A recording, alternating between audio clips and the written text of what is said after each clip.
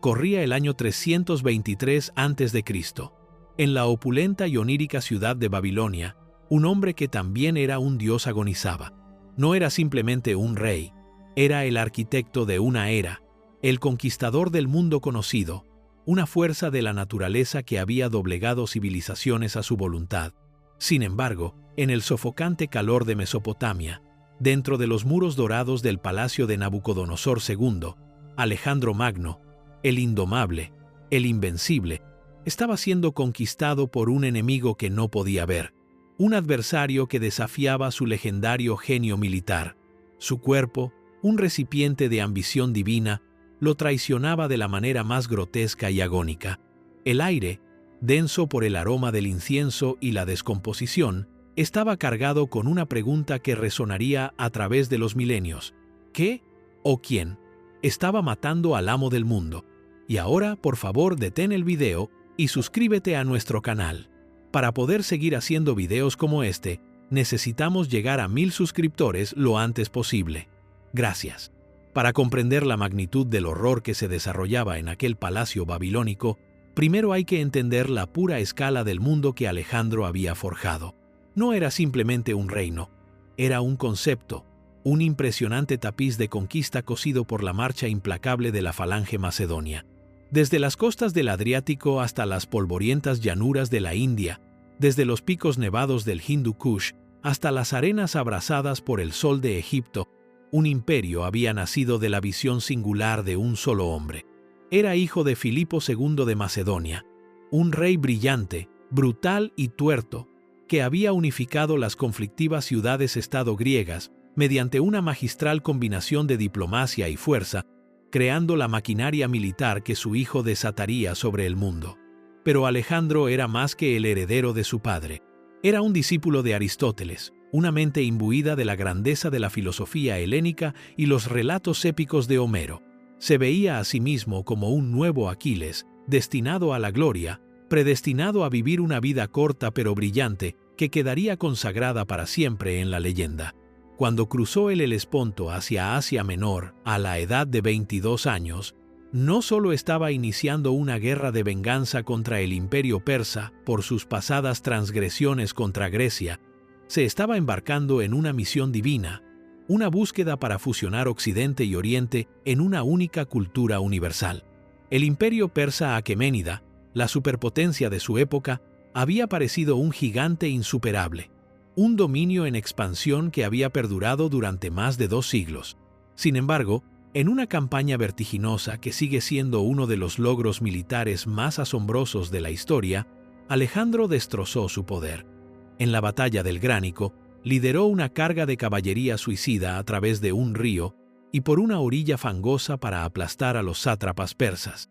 En Iso, se enfrentó al propio Darío III, el rey de reyes, y lo hizo huir despavorido, capturando a su familia en el proceso. El golpe decisivo llegó en Gaugamela, donde, contra todo pronóstico, el genio táctico de Alejandro cambió las tornas, quebrando irrevocablemente el poder persa y abriendo el corazón del imperio a sus ejércitos. Marchó sobre Babilonia no como un conquistador extranjero, sino como un libertador, un sucesor de los antiguos reyes. Fue coronado faraón en Egipto, donde fundó la primera y más famosa de sus muchas ciudades, Alejandría. Se adentró cada vez más hacia el este, impulsado por una curiosidad insaciable y una sed inextinguible de gloria, un concepto que los griegos llamaban potos. Condujo a sus hombres a través de los traicioneros pasos de Afganistán, fundó ciudades en el actual Tayikistán y se casó con Roxana, la hija de un noble sogdiano, en una unión estratégica destinada a vincular a sus nuevos súbditos a su gobierno. Cruzó el río Indo, derrotó al rey indio Poro y sus elefantes de guerra en la batalla de Lidaspes, y solo retrocedió cuando sus propias tropas, cansadas y nostálgicas, finalmente se negaron a seguir adelante, a marchar hasta el mismísimo borde del mundo. Su viaje de regreso fue una odisea de sufrimiento, una brutal travesía por el desierto de Gedrosia que costó la vida de miles de personas, un testimonio tanto de su temeridad como de su disposición a compartir las dificultades con sus hombres. Para cuando regresó al corazón de su imperio, a Babilonia, no era solo un rey. Era Alejandro III de Macedonia, hegemón de la Liga Helénica, Shahanshah de Persia, faraón de Egipto, señor de Asia. Era una leyenda viva, una figura de un poder e influencia tan asombrosos que muchos, incluido quizás él mismo, creían que había trascendido los límites mortales y ascendido a la divinidad. Su ambición se centraba ahora en la administración de este vasto dominio multicultural. Planeaba nuevas expediciones, una circunnavegación de África, la conquista de Arabia. Imaginaba un mundo donde los colonos griegos y los nobles persas se casarían entre sí, donde las culturas se mezclarían, donde el comercio fluiría libremente por nuevas rutas. Se sentaba en el centro de este mundo, un rey sol, cuya luz lo iluminaba todo. Pero en ese sofocante verano babilónico, una sombra comenzó a cernirse, una oscuridad interna y progresiva que ningún ejército podía derrotar y ninguna ambición podía superar. El mundo contuvo la respiración, pues el destino del mundo mismo dependía de los últimos alientos de su amo. El principio del fin estuvo, como tantos momentos en la vida de Alejandro, impregnado de juerga y exceso. El año 323 a.C.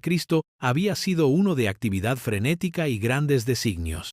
Alejandro lidiaba con el inmenso desafío de gobernar sus territorios conquistados, una tarea quizás más abrumadora que las propias conquistas. Estaba tratando con sátrapas rebeldes, integrando a 30.000 jóvenes nobles persas, los epígonos, en su ejército macedonio, y planeando su próxima gran empresa militar en Arabia. Su corte en Babilonia era un centro vertiginoso y cosmopolita, un crisol de soldados griegos, cortesanos persas, astrónomos babilónicos y enviados de los rincones más lejanos de su imperio. La ciudad misma era un testimonio de su visión de una cultura fusionada, un lugar donde la rudeza macedonia se encontraba con la opulencia oriental, pero también era un lugar de tensiones latentes. Sus veteranos macedonios, los hombres que se habían desangrado por él desde Tebas hasta el Indo, estaban cada vez más resentidos por su política de fusión, su adopción de la vestimenta y las costumbres de la corte persa, y su elevación de nobles persas a puestos de autoridad. Lo veían como una traición a su herencia compartida, una dilución de la misma cultura por la que habían luchado para difundir. Este descontento ya había desembocado en casi un motín en Opis, donde el emotivo y lacrimógeno discurso de Alejandro apenas había logrado sofocar el levantamiento, reafirmando el profundo y complejo vínculo que compartía con sus hombres. Sin embargo, la corriente subterránea de desconfianza permanecía. Fue en esta atmósfera cargada que Alejandro asistió a una serie de suntuosas fiestas de bebida. La primera fue un banquete ofrecido por su amigo y almirante, Nearco, una celebración de un exitoso viaje. Alejandro, siempre competitivo, bebió en abundancia, como era la costumbre macedonia. Después de esto, fue invitado a una reunión privada y más íntima por su compañero cercano, Medio de Larisa. Fue aquí, según los relatos antiguos, donde se asestó el primer golpe. Tras apurar una gran copa de vino puro en honor a Heracles, una proeza de consumo legendario, se dice que Alejandro gritó de repente, un chillido agudo y penetrante de agonía, como si hubiera sido alcanzado por una lanza. Fue inmediatamente dominado por una debilidad debilitante y tuvo que ser ayudado a llegar a sus aposentos. El conquistador vibrante e infatigable que se había encogido de hombros ante graves heridas de batalla, que había liderado a sus hombres desde el frente en cada enfrentamiento, fue repentinamente abatido. El diagnóstico inicial, si se le puede llamar así, fue probablemente un simple caso de exceso, una resaca severa de la que el rey seguramente se recuperaría. Pero no lo hizo. Al día siguiente una fiebre se apoderó de él, la primera señal de que no era una dolencia ordinaria. Era un calor persistente y malévolo que se aferraba a él, minando su legendaria fuerza. Intentó combatirla, continuar con sus deberes. Fue trasladado a un lugar más fresco, cerca de la gran piscina del palacio, donde continuó reuniéndose con sus generales, dando órdenes para la próxima campaña de Arabia, con la mente todavía fija en el futuro, en el próximo horizonte por conquistar. Pero la fiebre era implacable.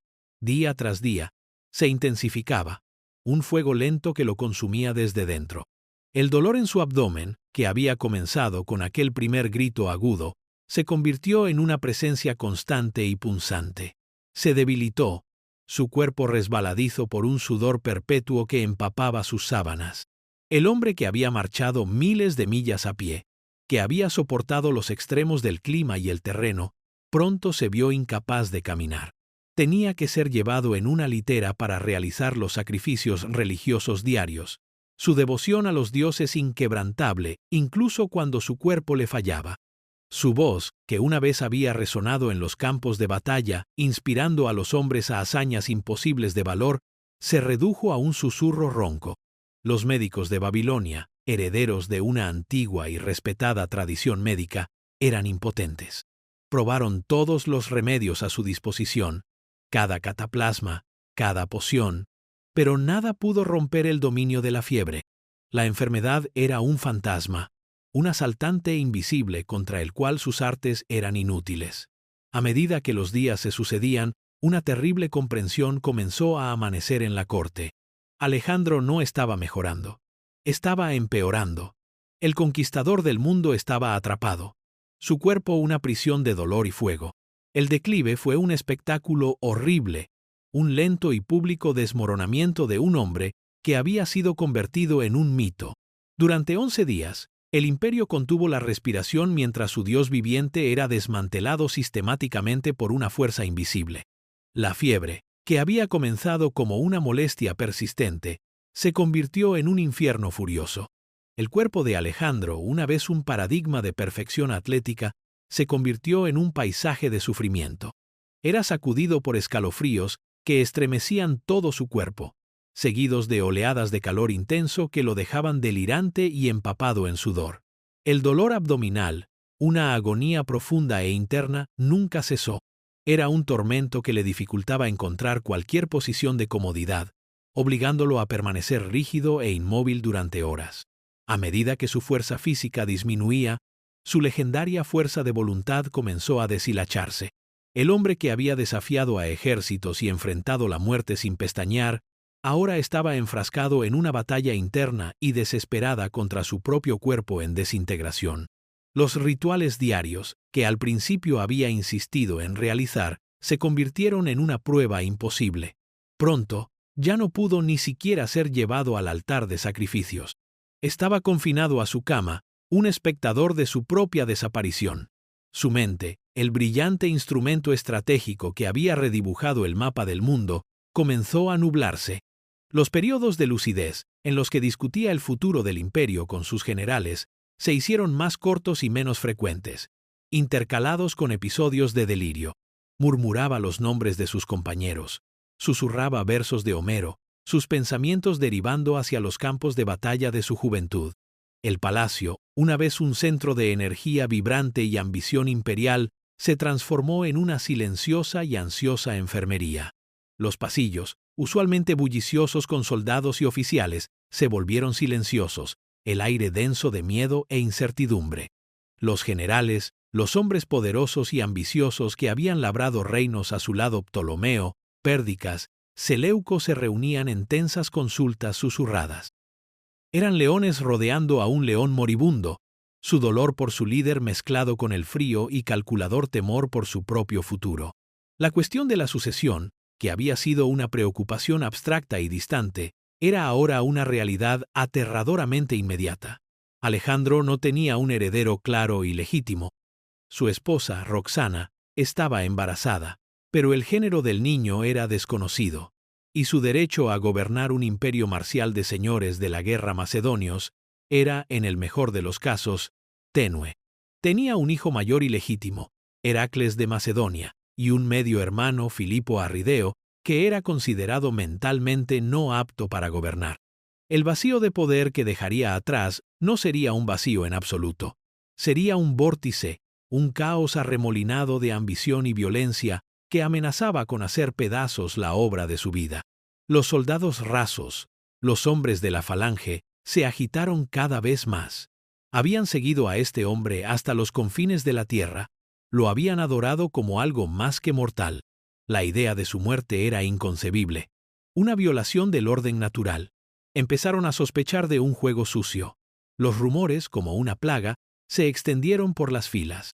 Susurraban sobre veneno, sobre una conspiración tramada por la resentida nobleza macedonia, o quizás incluso por sus generales de mayor confianza, hombres ansiosos por reclamar un pedazo del imperio para sí mismos. Exigieron ver a su rey, para asegurarse de que todavía estaba vivo. Temiendo un motín, los generales cedieron. En lo que debe ser una de las procesiones más conmovedoras y trágicas de la historia, se permitió al ejército desfilar ante su comandante moribundo.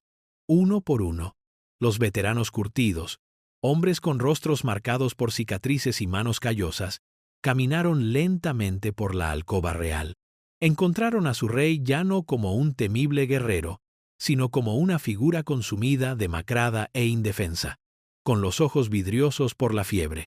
No podía hablar, pero mientras pasaban, hizo un último y desgarrador esfuerzo. Levantó ligeramente la cabeza y con un destello de reconocimiento en sus ojos reconoció a cada hombre. Fue un adiós silencioso y final entre un rey y su ejército, un momento de patetismo profundo y terrible.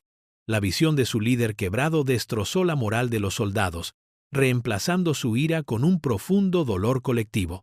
Habían visto la verdad. El dios estaba muriendo. El mundo que conocían estaba a punto de terminar. Las últimas horas fueron un descenso a un infierno de colapso físico y mental.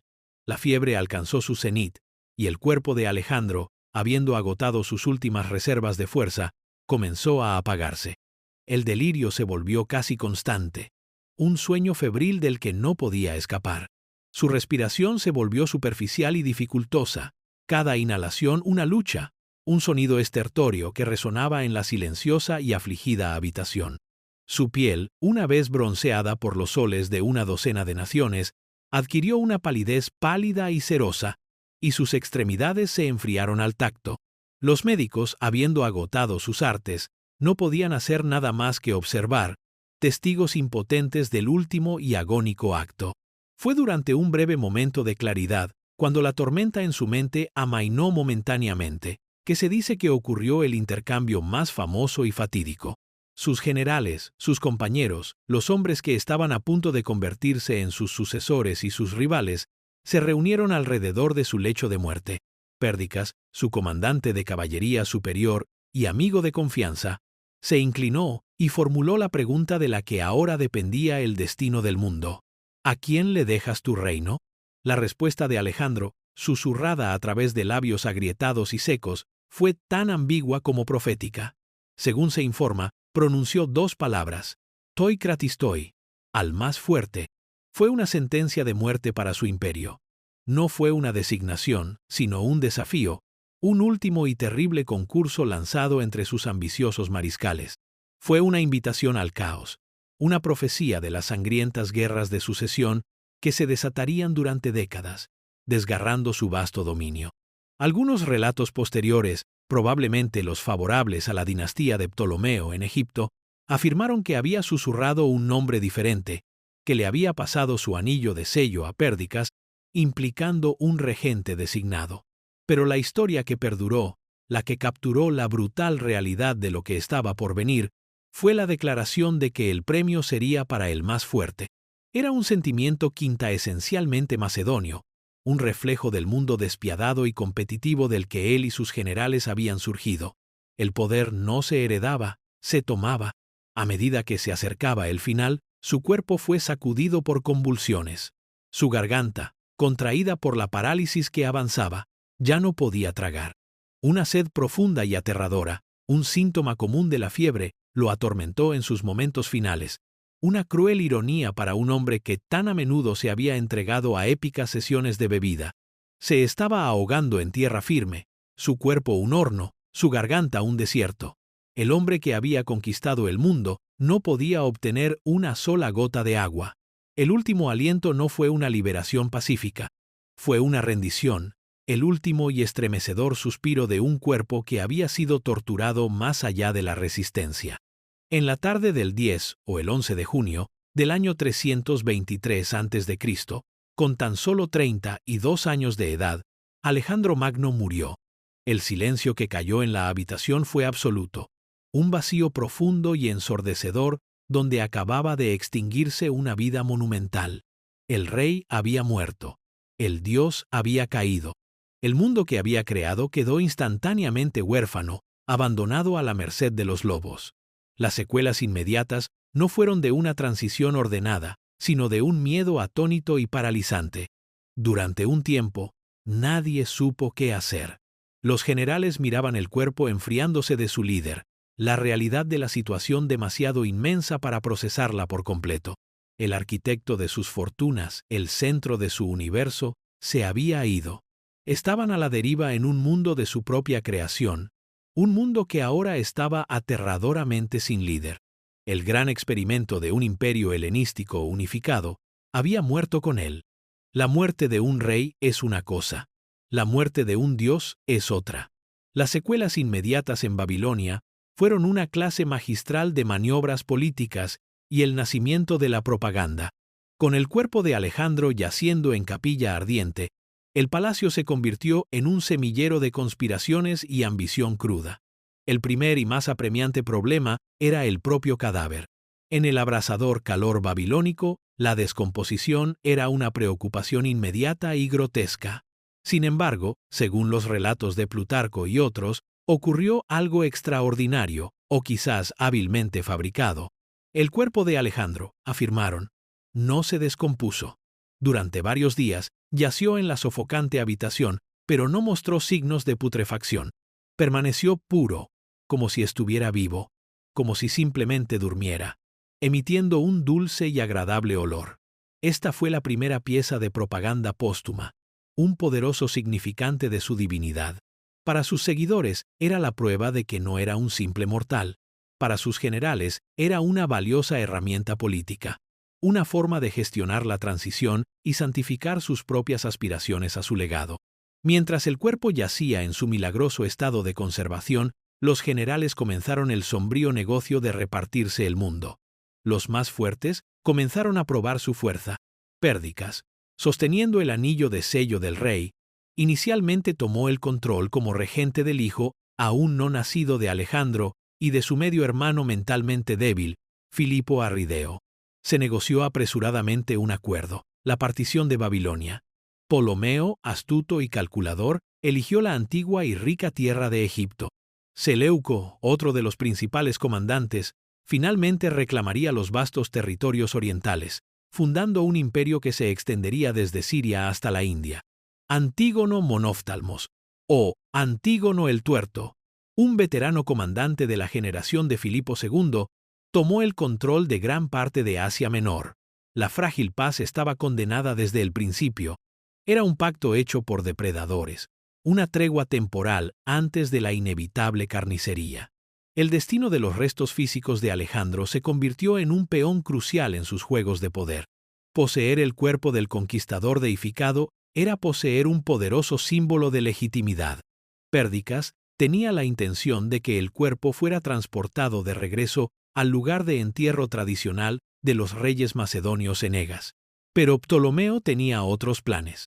En un audaz acto de robo político, secuestró la procesión fúnebre, mientras el magnífico carro funerario, construido a medida, se dirigía hacia el oeste.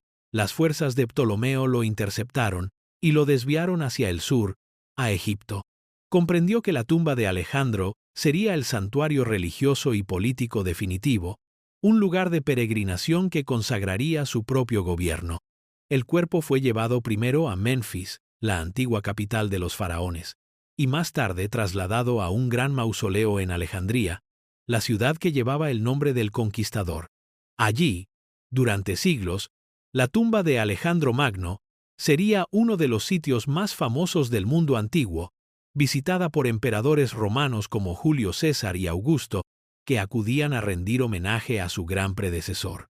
El cuerpo mismo fue finalmente colocado en un sarcófago de oro, un recipiente apropiado para el hombre que había saqueado los tesoros de Persia. Mientras tanto, el costo humano de su muerte comenzó a aumentar.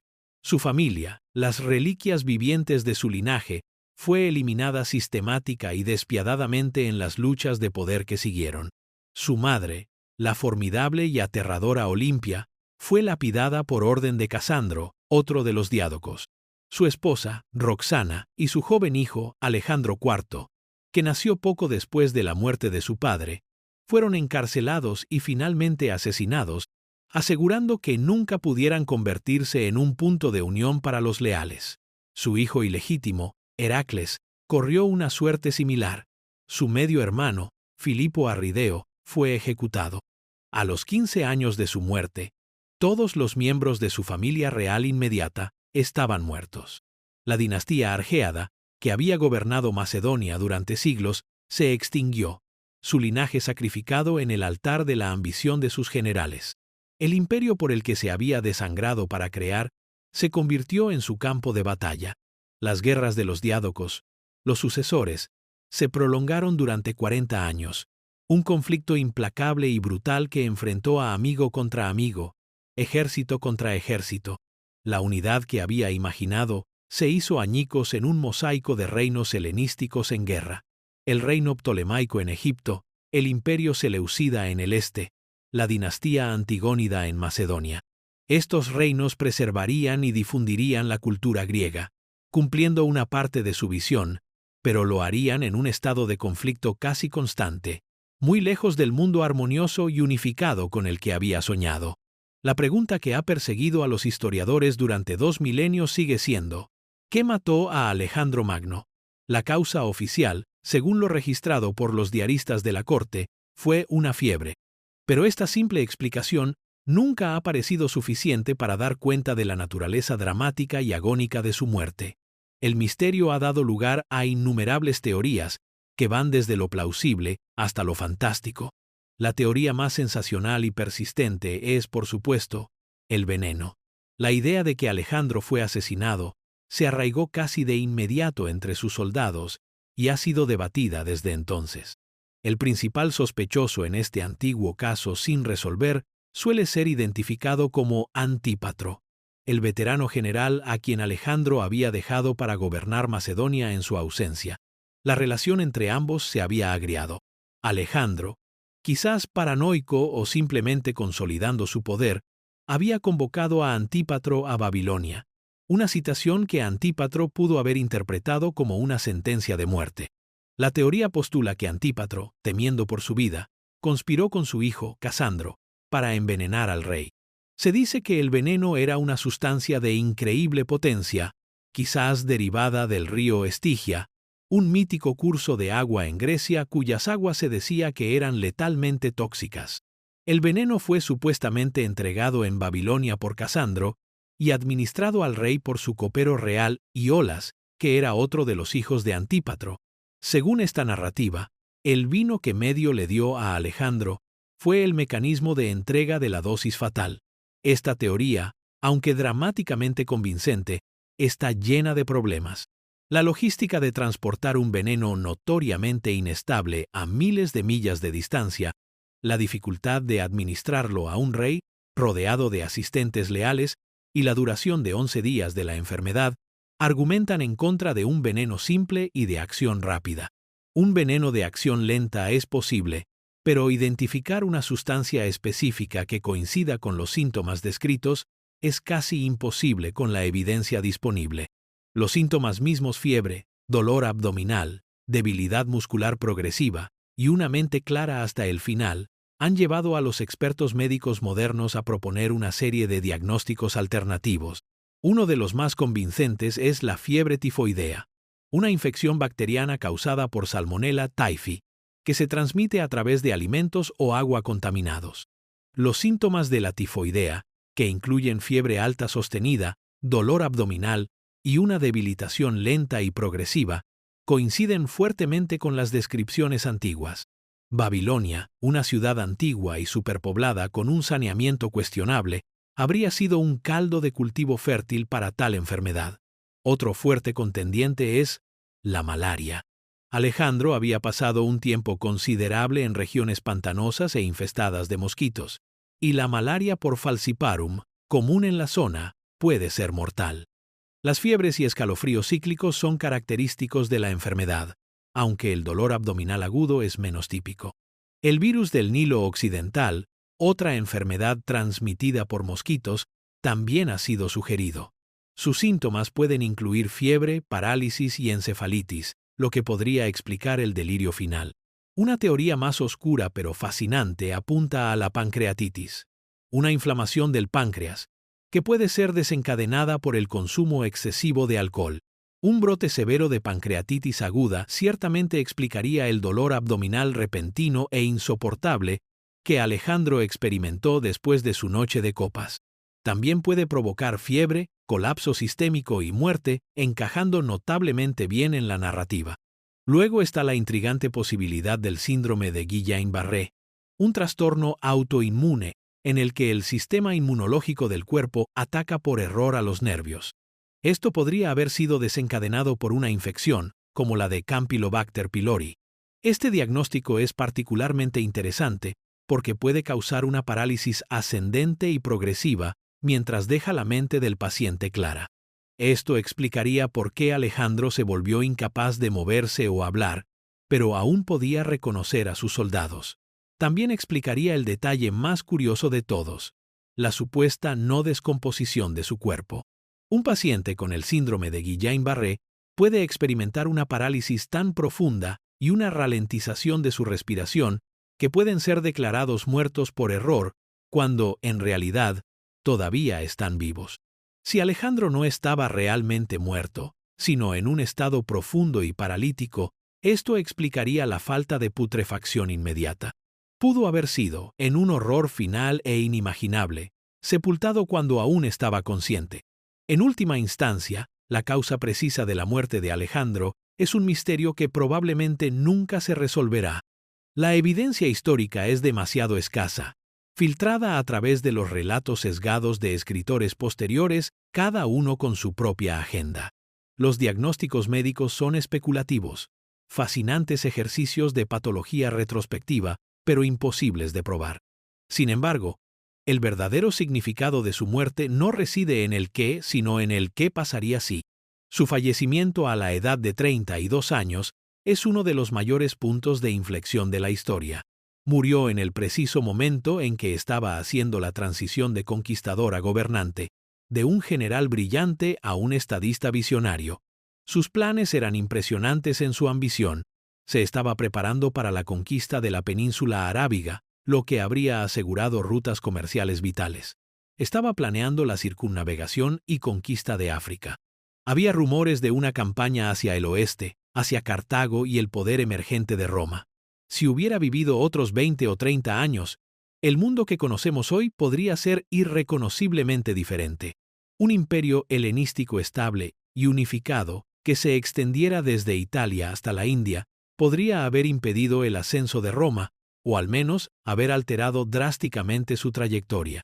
La síntesis cultural de las tradiciones griegas, persas, egipcias e indias, que él había defendido con tanta fuerza, habría tenido generaciones para madurar, creando potencialmente una civilización global siglos antes de su tiempo. La difusión del conocimiento científico desde las bibliotecas de Alejandría y las escuelas astronómicas de Babilonia podría haber acelerado el progreso humano de maneras que solo podemos imaginar, pero no fue así. Su muerte no fue solo el fin de un hombre, fue la destrucción de un sueño. El mundo que dejó atrás no fue de unidad, sino de división. Su legado no fue la paz, sino décadas de guerra salvaje librada por los mismos hombres que había llevado a la gloria.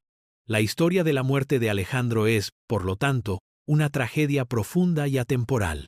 Es una historia sobre la fragilidad del genio, la arbitrariedad del destino y el aterrador vacío que puede dejar la ausencia de un solo individuo insustituible. Demuestra cómo incluso la persona más poderosa de la tierra, un hombre que comandaba vastos ejércitos y era adorado como un dios, podía ser derribado por algo tan pequeño y mundano como una bacteria, un mosquito o una sola copa de vino envenenado. Es un crudo recordatorio de las limitaciones del poder humano frente a la naturaleza y nuestra propia mortalidad. Su cuerpo, que había sido un recipiente para una ambición tan ilimitada, se convirtió al final en solo un trozo de carne, sujeto a las mismas leyes de descomposición y disolución que cualquier otro. El horror de su muerte no reside solo en la agonía física que soportó, la fiebre, el dolor, la parálisis. reside en el colosal y trascendental desperdicio de todo ello. La biblioteca de sus planes ardió con su fiebre final. El imperio que construyó fue la pira funeraria de su dinastía. Conquistó el mundo, solo para que se desmoronara en polvo en el momento en que se marchó de él. El relato de los últimos días de Alejandro sirve como una metáfora grotesca pero poderosa de la naturaleza del poder mismo. Su sufrimiento fue un espejo del estado de su imperio. Su cuerpo, una vez símbolo de unidad y fuerza, se convirtió en un campo de batalla para fuerzas en conflicto, al igual que su imperio se convertiría en un campo de batalla para sus generales en guerra. El fuego interno de la fiebre lo consumió desde dentro, un paralelo a los resentimientos y ambiciones internas que estaban a punto de consumir la obra de su vida. La parálisis que se apoderó de sus miembros reflejaba la parálisis política que atenazaba su corte, la incapacidad de nombrar un sucesor, el fracaso en asegurar el futuro. Su muerte fue el acto supremo de deconstrucción. Despojó las capas de mito, divinidad y leyenda para revelar al hombre vulnerable y mortal que había debajo. Fue una lección visceral sobre la democracia última de la muerte, el gran igualador que llega tanto para reyes como para plebeyos. El hombre que había buscado alcanzar los confines de la tierra y tocar el rostro de los dioses encontró su propio fin en una habitación sofocante, su mundo reduciéndose a los confines de una cama empapada de sudor. El simbolismo es ineludible. Él, que había infligido tanta muerte y destrucción al mundo, que había presidido la matanza de decenas de miles en ciudades como Tiro y Gaza, fue él mismo sometido a un fin lento, tortuoso e ignominioso. Hay una oscura justicia poética en la narrativa, una sensación de que la violencia que había desatado sobre el mundo finalmente se había vuelto hacia adentro, devorando a su creador. Su legado es, por lo tanto, profundamente dualista. Fue a la vez un unificador y un destructor, un visionario y un tirano, un difusor de cultura y un agente de inmenso sufrimiento. Fue un hombre que soñó con un mundo sin fronteras, pero su muerte aseguró que se trazarían nuevas y más violentas fronteras con sangre. Se le recuerda como el Grande, un título otorgado por los romanos que admiraban su genio militar. Pero para los incontables miles que murieron resistiendo su avance, para las familias extinguidas en las guerras que siguieron a su muerte, su grandeza fue una fuerza aterradora y destructiva. El horror de su muerte se ve agravado por el horror de lo que siguió. Las guerras de los diádocos fueron un torbellino de violencia que desestabilizó la región durante generaciones. El sueño de un orden mundial cosmopolita dio paso a la brutal realidad de la política de poder helenística, donde los reinos surgían y caían por la fuerza de sus falanges de picas y la astucia de sus reyes. La esperanza de una nueva era de paz y cooperación se perdió en una tormenta de ambición. La historia de Alejandro es un cuento con moraleja, una advertencia contra los peligros del poder concentrado y la locura de creer que un solo individuo puede contener las fuerzas caóticas de la historia. Construyó un imperio que dependía enteramente de su propio genio personal, su propio carisma, su propia fuerza impulsora. Él era el eje que mantenía unida toda la estructura, y cuando ese eje fue retirado, la estructura se derrumbó inevitablemente en la ruina. Al final, la muerte de Alejandro nos obliga a confrontar las preguntas más fundamentales de la existencia humana. ¿Cuál es el significado de una vida, incluso una vivida a una escala tan colosal, si sus creaciones son tan efímeras? ¿Cuál es la naturaleza de la grandeza y es una fuerza para el bien o para la destrucción? Su historia resuena a través de los siglos porque es nuestra historia, escrita a gran escala. Es la historia de la ambición y sus límites, de la lucha eterna entre nuestros grandes designios y la realidad desordenada e impredecible del mundo. Él es el arquetipo último del héroe trágico, el hombre que voló demasiado cerca del sol y fue consumido por su fuego. La imagen de él en sus últimos días, indefenso y delirante, es un inquietante memento mori para toda la humanidad. Nos recuerda que debajo de las coronas, los títulos y los monumentos, todos somos seres frágiles, sujetos a los mismos imperativos biológicos. El hombre que buscó la inmortalidad a través de hazañas gloriosas la encontró finalmente en el misterio y la tragedia de su muerte. El interminable debate sobre cómo murió asegura que nunca será olvidado. La historia de su agónico final se ha convertido en una parte tan importante de su leyenda como las victorias en Iso y Gaugamela. Es el capítulo final y oscuro que le da a su vida su poder profundo e inquietante. Lo transforma de una simple figura histórica en un símbolo atemporal del potencial humano y la vulnerabilidad humana, un fantasma que acecha los pasillos de la historia, susurrando para siempre su último y fatídico desafío a todos los que lo seguirían. El mundo pertenece al más fuerte. El horror de su muerte no es solo que muriera, sino que, al hacerlo, reveló la terrible y frágil verdad de todo esfuerzo humano. El legado del agónico final de Alejandro no está escrito en piedra, sino en el tejido mismo del mundo que siguió. La era helenística, nacida de los escombros de su imperio, fue una consecuencia directa de su incapacidad para asegurar una sucesión pacífica. Los reinos de los Ptolomeos, los Seleucidas y los Antigónidas se convirtieron en centros de la cultura, la ciencia y el arte griegos, difundiendo el helenismo por todas partes. La ciudad de Alejandría en Egipto se convirtió en la capital intelectual del mundo antiguo, hogar de la gran biblioteca y el museo, donde eruditos como Euclides y Eratóstenes hicieron descubrimientos revolucionarios. Este florecimiento de la cultura era parte del sueño de Alejandro, pero se produjo a costa de su visión unificada. Fue un legado fragmentado, una colección de brillantes fragmentos de un espejo roto. El panorama político que dejó atrás también allanó el camino para el ascenso de Roma. Las interminables luchas internas entre los reinos helenísticos los debilitaron, haciéndolos propicios para la conquista por parte de las legiones disciplinadas y organizadas de Occidente. Uno por uno, los estados sucesores cayeron bajo la influencia romana, y finalmente fueron absorbidos por el Imperio Romano. Roma, en muchos sentidos, se convirtió en la verdadera sucesora de Alejandro, logrando la estabilidad política y la longevidad que a él se le habían escapado. Los romanos estaban fascinados y a la vez atormentados por su memoria. Estudiaron sus tácticas, emularon su ambición y peregrinaron a su tumba. Él era el punto de referencia con el que medían a sus propios emperadores, el fantasma de la grandeza que persiguieron perpetuamente. El misterio que rodea su muerte también tuvo un profundo impacto en la práctica de la propia historia. Los relatos contradictorios, los rumores de veneno, las narrativas contrapuestas impulsadas por los reinos sucesores, todo esto obligó a los historiadores posteriores a convertirse en evaluadores críticos de la evidencia.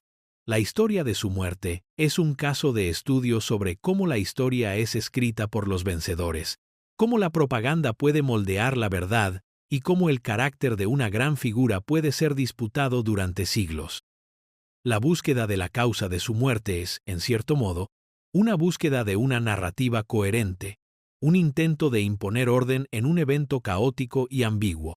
Refleja una profunda necesidad humana de respuestas, de cierre, de una línea clara entre causa y efecto. Pero la historia rara vez ofrece tales consuelos simples. La verdad del final de Alejandro es probablemente una desordenada combinación de factores. Una vida de extremo esfuerzo físico, numerosas heridas de batalla, una inclinación por la bebida y un encuentro desafortunado con una enfermedad infecciosa en una ciudad con un saneamiento deficiente. La realidad mundana es quizás más aterradora que cualquier conspiración. Sugiere que la historia no siempre está impulsada por grandes complots y acciones heroicas, sino a menudo por el azar, por el accidente, por los organismos microscópicos que son los verdaderos y silenciosos gobernantes del mundo. El horror, entonces, no es solo personal, sino existencial. Es el horror de darse cuenta de que el curso de la civilización puede ser alterado por un microbio, que las más grandes ambiciones humanas pueden ser deshechas por un momento de infortunio biológico. Alejandro Magno, el hombre que quiso ser un dios, recibió al final el recordatorio, de la manera más brutal imaginable, de que no era más que un hombre. Y en esa terrible lección final, reside su legado más duradero e inquietante.